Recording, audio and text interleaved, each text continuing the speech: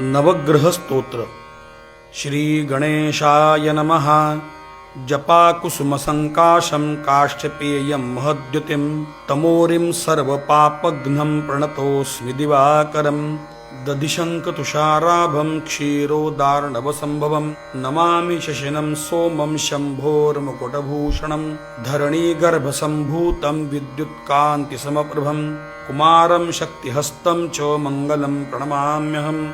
प्रियङ्गुकलिकाश्यामं रूपेण प्रतिमं बुधं सौम्यं सौम्यगुणोपेतं तं बुधं प्रणमाम्यहं।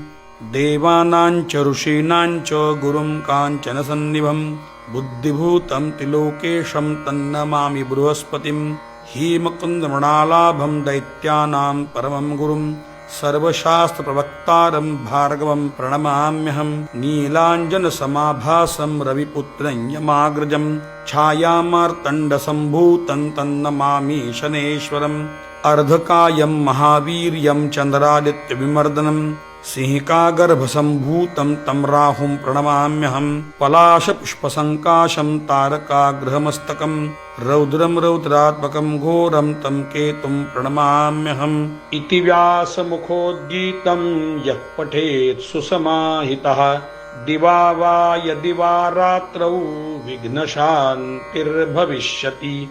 नरनारिनृपाणां च भवेद् स्वप्ननाशनम् ऐश्वर्यमतुलं तेषाम् आरोग्यं पुष्टिवर्धनं।